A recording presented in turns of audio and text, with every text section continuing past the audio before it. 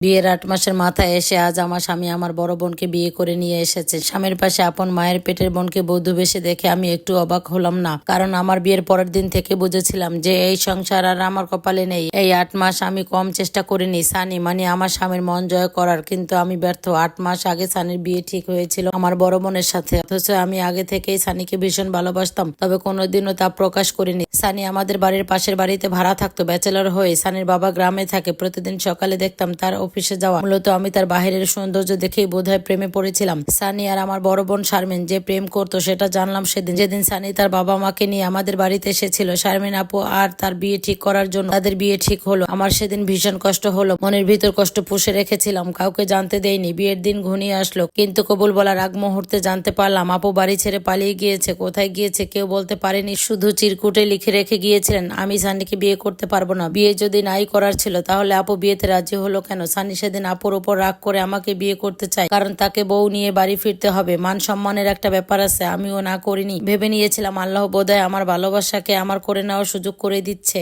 যা আমি কোনোভাবেই হারাতে চাই না। আপুর জায়গায় সেদিন বিয়ে হলো আমার আর সানির। আমি ভেবেছিলাম সানি মানিয়ে নিবে, আমাকে সময় নিবে সে, কিন্তু যতই দিন যাচ্ছে ততই আমাদের মাঝে দূরত্ব কমার বদলে আরো বেড়ে যাচ্ছিল। বিয়ের 2 মাস পর আপু আবার ফিরে আসে। জানতে পারে সে সাগর নামের এক ছেলের সাথে পালিয়ে গিয়েছিল। বিয়েও করেছিল তারা, কিন্তু সাগর আপুর সাথে চিট করে। এখন ফিরে এসেছে সানির কাছে। সানি আপুকে দেখেই গলে যায় এবং এক মুহূর্তেও সময় লাগলো না তার মুখ থেকে ডিভোর্সের শব্দটা বের করতে। আমি হাতে পায়ে ধরেছিলাম সেদিন স্বামী আর বোনের, কিন্তু তারা মুখ ফিরিয়ে নিয়েছিল আমার দিক থেকে। আমার স্বামী বলেছিল ভালোবাসা ছাড়া সংসার হয় না, তোমার আর আমার মাঝে কোনো ভালোবাসাই নেই। আমি শারমিনকে ভালোবাসি, আমি তোমাকে রাগের মাথায় বিয়ে করেছিলাম। আমার শরীর জ্বলে উঠলো কথাটা শুনে। বলা বাহুল্য আমাদের মাঝে কখনো শারীরিক সম্পর্ক তৈরি হয়নি। তখন আমি সানিকে বললাম আপনার করা ভুলের মাসুল কি এখন আমাকে দেওয়া লাগবে? আমি আপনাকে ডিভোর্স দিব না। শারমিন আপু যদি আপনাকে ভালোই বাসতো তাহলে কেন সে আপনাকে ছেড়ে আরেকজনের সাথে পালিয়ে গেল? তখন সানি বলল ভুল করেছিল সে, তা বুঝেই তো এখন সে আমার কাছে ক্ষমা চাইছে। তখন আমি বললাম ভুল করবেন আপনারা আর তার মাসুল দিতে হবে আমাকে। দেখুন সানি আমি কিন্তু আপনাকে ডিভোর্স দেব না। তখন সানি বলল তাহলে সতীনের সংসার করো। তখন আমি বললাম এখন কোথায় গেল আপনার সেই মান সম্মান, যে মান সম্মানের ভয় আপনি আমাকে বিয়ে করলেন? তখন সে বলল শরবতের সাথে গলিয়ে খেয়েছি, এত কথা বলবেন একদম। আমি ডিভোর্স চাই, তাই ডিভোর্সই দেবো তোমাকে। তখন আমিও বললাম যে আমি ডিভোর্স দেব না। আমি আমার বাবা মাকে ফোন দেই, সবকিছুই জানাই। তারা আপুকে বোঝানোর চেষ্টা করে যাতে আমার সংসারটা না ভাঙে, কিন্তু আপু বোঝে না। বাবা মা ঘরবন্দি করে রাখে আমার আপুকে, কিন্তু তাতেও কিছু হলো না। তারা দুজন আজও বিয়ে করে নিল। আমার সব চেষ্টা বৃথা হয়ে গেল। এই 8 মাসে আমাদের একটাও সকাল ছিল না একসাথে ঘুম থেকে জেগে ওঠার, একটাও দুপুর ছিল না যেদিন আমি রান্না করে বসে থেকেছি আর সানি এসে মিষ্টি করে বলেছে আজকে কি রান্না হয়েছে। একটা সন্ধ্যাতেও সে ফিরে এসে বলেনি সারাদিন তোমার কেমন কাটলো। সে এসেছে দেরি করে কিংবা আসেইনি। 4 মাস সে রাতে ঘরে ফিরতো দেরি করে, ফোনে কথা বলতো শারমিনের সাথে, আমি জানতাম কিন্তু মুখে কিছু বলতাম না। 5 মাসে আমরা দুজন আলাদা ঘরে ঘুমাতাম। 6 মাসে এসে আর একসাথে খেত না। 7 মাসে আমি অসুস্থ হয়ে পড়ি, জ্বর মাথা ব্যথা, এক রাত অতিরিক্ত জ্বর হলেও ওষুধ খুঁজে পাইনি। আমি তখন তাকে ফোন করি, তখন রাত 2টা বাজে। সে ফোন রিসিভ করে বলে ফোন করে বিরক্ত করো কেন, আমাকে ঘুমাতে দাও। অথচ আমি হাসির শব্দ পেয়েছি সে আপুর সাথে কথা বলছিল। 8 মাসে আমি তার মুখে 1000 বার শুনি তোমার আর আমার মধ্যে কোনো কিছুই নেই, শুধু একটা নামমাত্র সম্পর্ক। আমি ভুল করেছি তোমাকে বিয়ে করে, আমাকে মুক্তি দাও। পরিশেষে আমি আজ তাকে মুক্তি দিলাম। আচ্ছা একটা বোন কি করে এভাবে একটা বোনের সংসার নষ্ট করতে পারে? যদি সংসারে করার ইচ্ছে থাকতো সানির সাথে তাহলে সেদিন চলে গেল কেন শারমিন? দেখলাম সানির সাথে ডিভোর্স পেপার, আমি পেপারসটা নিয়ে সাইন করে দিলাম।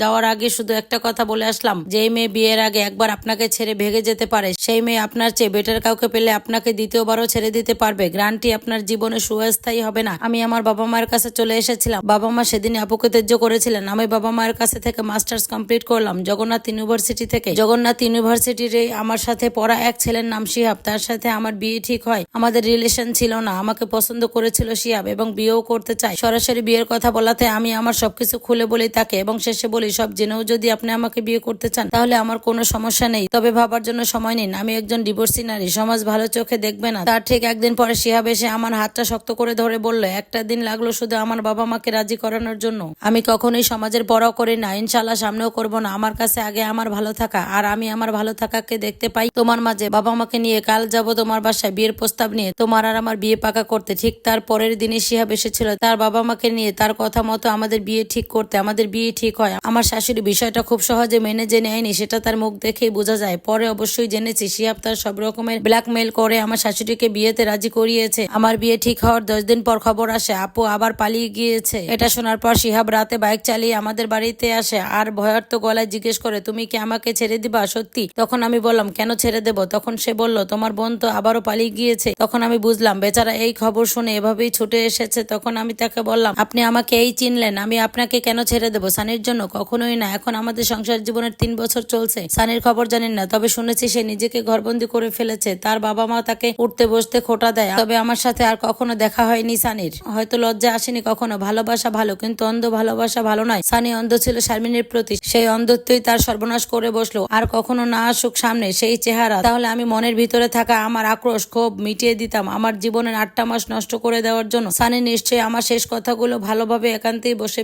ভাবারই কথা, কারণ আমি যা বলেছিলাম তাই ঘটেছে তার জীবনে। আমার আর্তনাদ আমার আল্লাহ শুনেছে। কেউ কাউকে কাঁদিয়ে ভালো থাকেনি এই পৃথিবীতে। সানি এখন পথের বৈরাগী, হয়তো কয়দিন পর আবারও 3য় বিয়ে করবে। আমার এখন শান্তির নিঃশ্বাস বের হয়, যা আগে চাপা শ্বাস ছিল। আমি ভীষণ খুশি এই পৃথিবীর কাছে আমার অন্তর্জালা আজ শান্ত। পারফেক্ট জীবনসঙ্গী এখন আমার। আমি পরিপূর্ণ আর সানি মহাশূন্য।